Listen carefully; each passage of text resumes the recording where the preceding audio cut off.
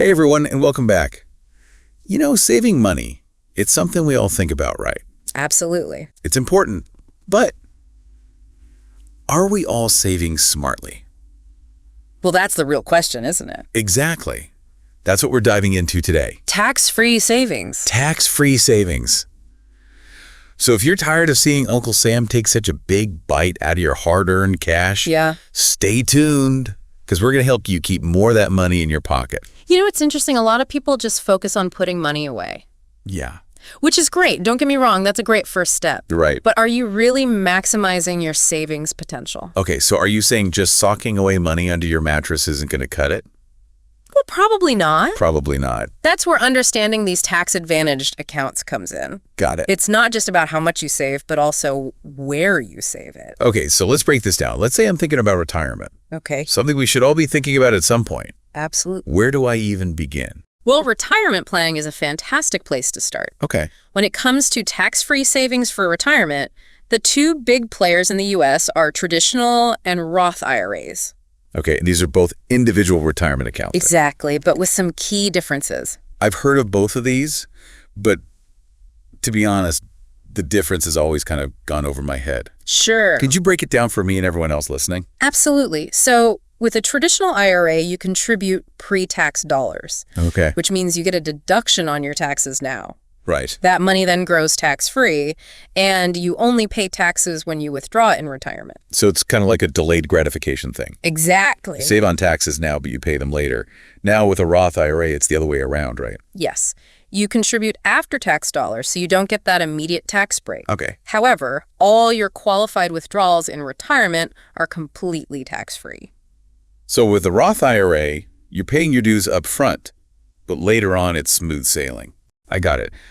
But how do you choose between a traditional and a Roth? Right. What are some things to consider? Well, it depends on your individual circumstances and your financial goals. Yeah. A big factor is your current income and tax bracket versus what you anticipate it to be in retirement. Okay. So if you're in a lower tax bracket now than you expect to be in retirement, Roth IRA might be a better choice. Okay. On the other hand, if you're in a higher tax bracket now, that's what something is going to mean. Traditional IRA deduction might be more appealing. Makes sense. So it's kind of like betting on your future self. Yeah, you could say that. Okay, so we've covered IRAs. What about those 401ks we hear so much about? Yeah. How do they fit into this picture? So 401ks are employer-sponsored retirement plans. Okay. Think of them as a booster for your retirement savings. Okay. They work similarly to traditional IRAs. You contribute pre-tax dollars, lowering your taxable income now. Yeah. But here's the kicker. Many employers will match your contributions up to a certain percentage. Wait, so my employer could essentially be giving me free money? Yeah, essentially. It's a great benefit. That's amazing. Yeah. But are there any downsides to 401k? It's crucial to understand your employer's plan. Okay. Things like the vesting schedule, what investment options are available. Yeah. Sometimes those investment options might be limited or have higher fees than you would find elsewhere. That's a good point. It's not just about getting that match, but making sure your money's actually working for you. Exactly. So we've tackled retirement, but let's be real, life throws curveballs. It does. What about those unexpected healthcare costs? Oh, yeah. They can really put a dent in your savings. Absolutely. Are there any tax-smart ways to manage those? Absolutely. Even if you're young and healthy, medical bills can be a burden. Oh, for sure. Luckily, we have some tax-advantaged tools, specifically FSAs and HSAs. Okay, I'll admit, I get those two confused. Sure. Could you break down the difference? Certainly. So FSA stands for Flexible Spending Account, and it's typically offered through your employer. Got it. You set aside pre-tax money to cover eligible healthcare expenses. Okay. And that can really reduce your taxable income. Right. The catch is you generally have to use those funds within the plan year. Yeah.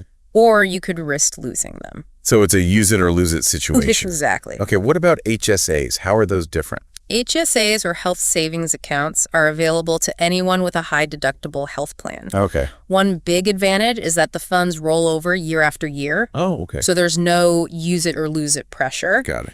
And you can even invest the funds within your HSA, allowing them to grow tax-free. So it's kind of like a superpowered savings account for healthcare. Yeah. you could say that. Are there any downsides? Well, the main limitation is that you need to have that high deductible health plan to be eligible for the HSA. Got it.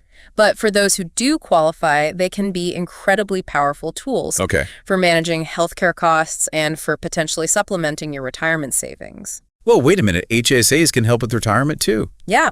So if you don't need to use the funds for medical expenses now, they can grow tax-free in the HSA. Then later in life, you can withdraw them penalty-free for qualified medical expenses in retirement. That is brilliant. Like a secret weapon against those rising healthcare costs we all worry about. Exactly. Okay. Now, I know a lot of our listeners are thinking about saving for their children's education. Yes.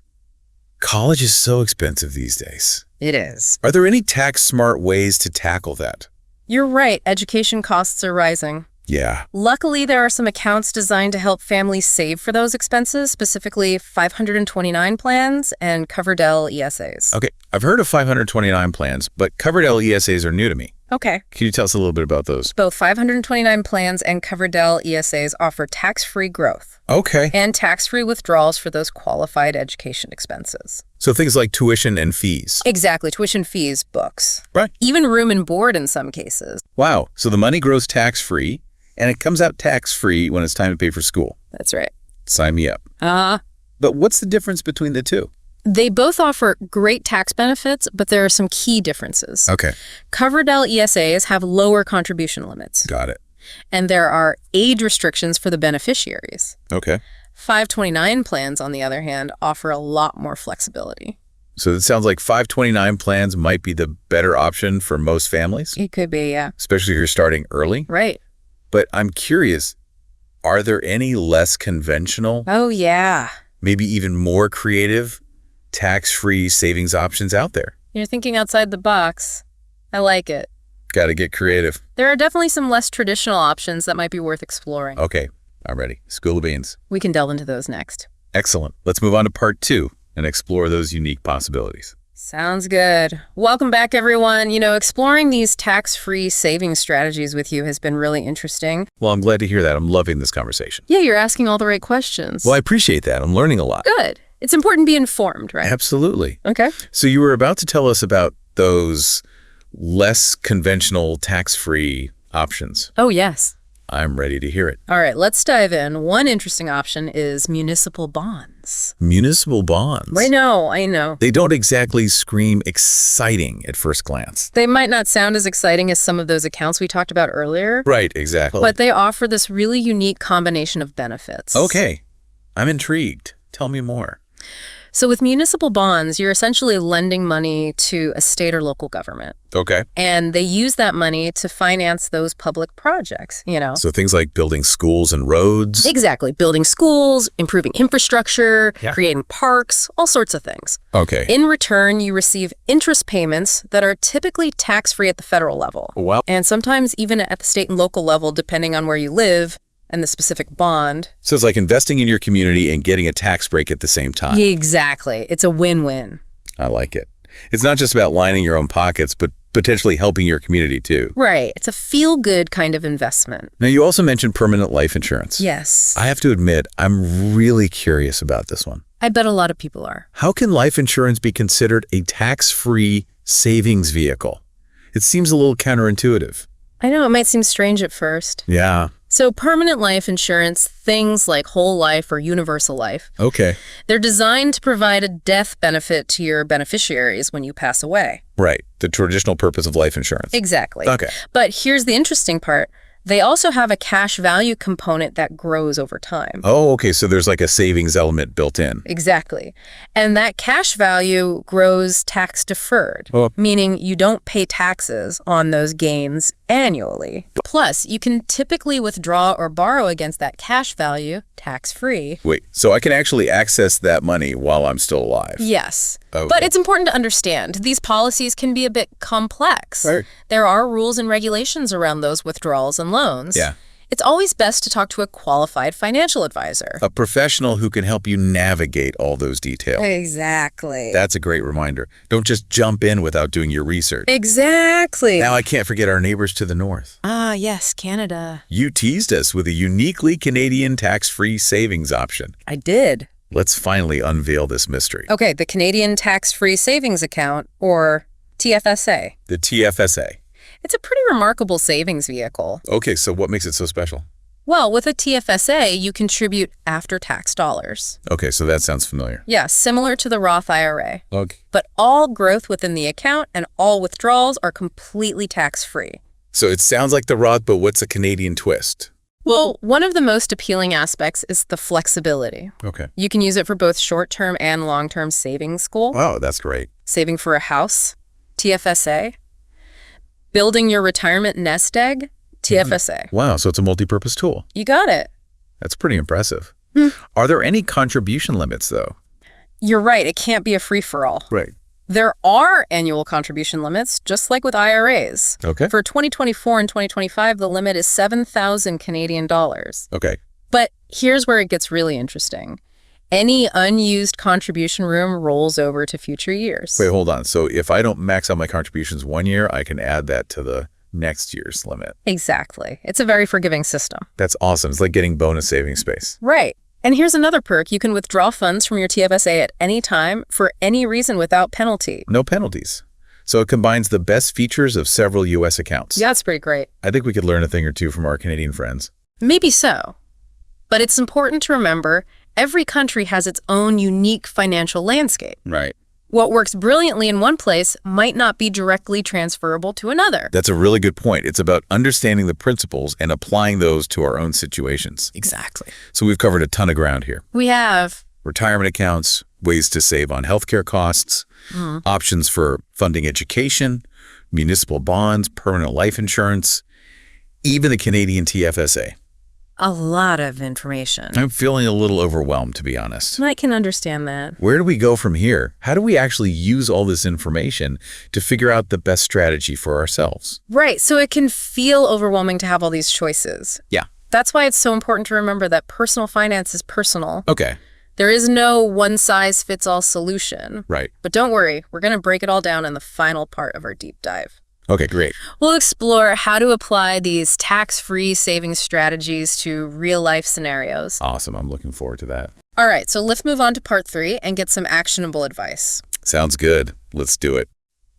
All right, welcome back to the final part of our deep dive into tax-free savings. Yeah, it's been a great conversation so far. I know we've covered a lot of ground. A lot. From those traditional retirement accounts to some more unique options like municipal bonds. Right. And even that Canadian TFSA we talked about. Yeah, that was interesting. So now it's time to bring it all together and see how these strategies can help you achieve your financial goals. You know, it's one thing to understand the different accounts. Right. And their benefits. Yeah. But how do you actually apply them in your own life? That's what we're going to focus on now. Exactly. Yeah. So let's get specific. Okay. Let's say one of our listeners is dreaming of buying their first home. All right. How can they use these tax-free savings options to make that dream a reality? Home ownership is a big goal for a lot of people. Yeah, it is. As we discussed earlier, the Canadian TFSA, with its flexibility and tax-free withdrawals. Right. Perfect tool for saving for a down payment. Yeah. Even with those annual contribution limits, that rollover feature can really help. Absolutely. Now, for our U.S. listeners who don't have access to the TFSA, yeah, right. What are some good options for saving for a home purchase? Well, while retirement accounts like IRAs and 401ks are primarily for long-term savings, there are provisions that allow penalty-free withdrawals for specific purposes. Okay. Including buying your first home. Oh, that's interesting. Of course, there are limits on how much you can withdraw, and you need to meet certain conditions. Yeah. But it's definitely something worth looking into. So even though they're called retirement accounts, right, they can help with other financial goals too. Exactly. It's all about knowing the rules and using the tools strategically. That's a good point. It's often wise to consult with a financial advisor. Yeah. They can help you navigate those details and make sure you're making the most of your savings. Okay, so we've talked about home ownership. Let's shift gears now to retirement. Right. That ultimate long-term goal. How can we use these tax-free strategies to build that secure future? When it comes to retirement planning, those traditional retirement accounts like 401ks and IRAs, they're really powerful tools. Yeah. Especially if you get an employer match. Right. Those consistent contributions over time can really add up. It's the power of compound interest. Exactly. Time is your best friend when it comes to saving. But what about choosing between a traditional and a Roth IRA for retirement. Right. I know we touched on this earlier, but could you elaborate on how that decision might impact someone's retirement planning? Sure. So remember, with the traditional IRA, you get a tax deduction up front. But you'll pay taxes on withdrawals in retirement. Okay. With a Roth IRA, you pay taxes now. Right. But those qualified withdrawals in retirement are tax-free. Okay. So if you expect to be in a higher tax bracket during retirement, that Roth could save you a lot of money on taxes down the road. That makes sense. So it's not just saving for retirement, but also thinking about taxes in those later years. You got it. It's all about the big picture and using all the tools at your disposal. Right. And tax-free savings aren't just for retirement and home ownership. Exactly. They can help with other things like funding your children's education. Yeah. Maybe starting your own business, even traveling the world. It's about having options. Right. It's about taking control of your finances. Absolutely. And creating a future that you really want. Exactly.